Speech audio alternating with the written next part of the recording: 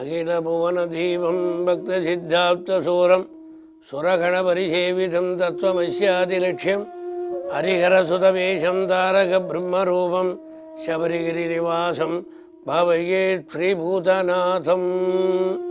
இந்த ஆரியங்காவு ரொம்ப விசேஷமானது. ஆரியங்காவுன்னா ஆரியன்னா தலைவன், காவுன்னா காடு. ஆரியங்காவு ரோடுலேருந்து பள்ளத்தில் இருக்குது சுவாமி. அங்கேயும் கருப்பன் முன்னாடி. கருப்பன் அங்கே ஒவ்வொரு இடத்துக்கும் ஒவ்வொரு பரிவாரம் உண்டு. ஆனால் இந்த ஆரியங்காவில் இடும்பன் தான், இண்டலையான்னு பேர். இண்டலையான்னு பேர். 10 வயசுக்கு உள்ள குழந்தைகள் 50 வயசுக்கு மேலே இருக்கிறது ஆரியங்காவுக்குள்ளே போய் சுவாமி பார்க்கல, வெளியிலேருந்து தான் பார்க்கணும். காஞ்சிபுரம் மகாசன்னிதானம் மகாபிரிவா ஒரு வாரம் இந்த காட்டுக்குள்ளே போய் மேலே இருந்தால் ஆரியங்காவை பற்றி பூர்ணாவை தான் கல்யாணம் பண்ணிட்டு. அங்கே ஆரியங்காவில் தான் மண்டல பூஜை விசேஷம். அந்த மண்டல பூஜைக்கு முதல் நாள் என்ன பண்ணுவான்னா, பட்னூர்காரன் அந்த காலத்தில் என்ன பண்ணான்னா, வியாபார நிமித்தமாக துணிகள் வியாபார நிமித்தமாக போகும். அப்போ போகும்போது அவள் ஒரு பொண்ணை சின்ன குழந்தைய கூட்டின்னு வந்தாள்.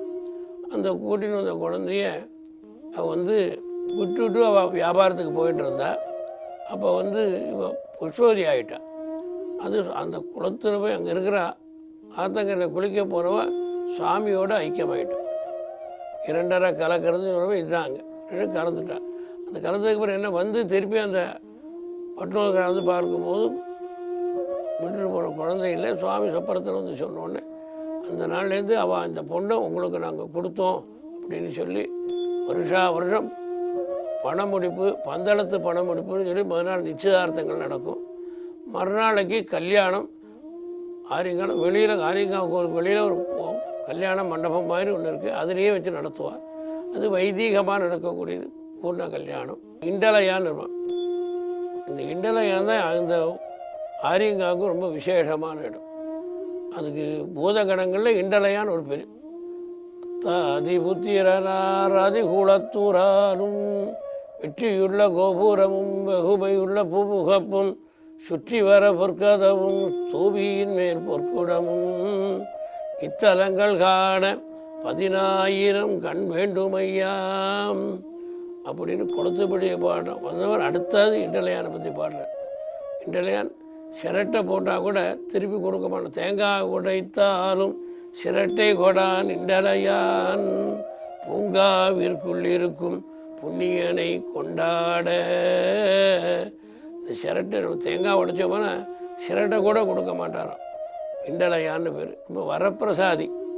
ஆரியங்காவில் குளிக்கிறதுக்கு நல்ல மழை காலத்தில் போனோம்னா குளிக்கிறதுக்கு நிறைய ஜலம் போகும். விசேஷமான பூஜை, மண்டல பூஜை ஆரியங்காவில் ரொம்ப விசேஷம். இந்த 5 ஸ்தலத்துலேயும் ஒன்று விசேஷம். அதில் ஆரியங்காவும் மண்டல பூஜை தான். மண்டல பூஜை தான் அந்த காலத்தில் போவோம். இப்போ எல்லோரும் போகிறதுக்கு வழி நமக்கு கிடைக்கிறதுனால ஆரியங்காவுக்கு போயின்னு இருக்கோம். பூர்ணியோட கல்யாணம், ஏன்னா சாஸ்தாவுக்கு கல்யாணம் ஆகிருக்குங்கிறது இந்த ஆரியங்காவும் வச்சவங்க தான் நமக்கு நிரந்தரமாக காட்டக்கூடியது, எடுத்துக்காட்டாக இருக்கக்கூடியது. ஆனால் ஆரியங்காவு கல்யாணத்தை வச்சுட்டு தான் இந்த பூர்ண புஷ்கர கல்யாணமே உங்களுக்கு வந்தது. பிரச்சனை வந்தாலும் ஆரியங்காவில் போய் தரிசனம் பண்ணிட்டு வந்து அதுக்கும் நிறைய பேர் கோவில் பூஜாரிகள் இருக்கிறது நம்ம என்ன கேட்டாலும் கொடுக்க செய்யக்கூடியது. அங்கேயும் அப்பம், அரவணை, இது ரொம்ப விசேஷம். சாஸ்தானாலே காவந்து பண்ணக்கூடிய காவல்காரன் தான் பேர். பூதகணங்களுக்கெல்லாம் தலைவன் பூதநாதன். அதனால் எல்லா சுவாமிக்கும் பூதநாதர்கள் கிடையாது. இடும்பன் தான் யாருக்கு? சுப்பிரமணிய சுவாமி இருக்கார். இந்த சாஸ்தாவுக்கு நிறைய பூதகணங்கள். அதில் ஆரியங்காவருக்கு இண்டலையான் தான். அந்த சுற்றி வரும்போது கோலை சுற்றி வந்தோமான பின்னாடி இண்டலையான் இருக்கான். அதுக்கப்புறம் இந்த பக்கம் வந்தால் சாஸ்தாவனுடைய கல்யாணம். இது சாப்பாடு போடுறதுக்கு அவள் ஏற்பாடு பண்ணி கொடுத்தா அவள் சாப்பாடும் போடுறான். நம்மளும் மண்டல பூஜைக்கு அன்னதானம் நிறைய நடக்கிறது. முதல் நாளும் மறுநாளும் அன்னதானம். வெளியில் கோவில் அவ்வளோ விசித்திரமாக ஒன்றும் கிடையாது. இது பழைய கோவில், பரசுராமர் பிரதிஷ்டை. ஆனால் பரசுராமர் வீட்டு 2-3 தினம் சிதலமாகிடுது.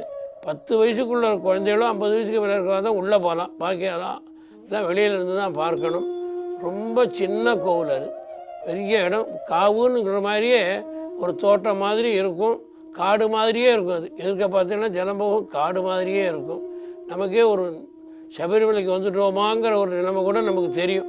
அப்பேற்பட்ட ஆரியங்காவு விசேஷமானது.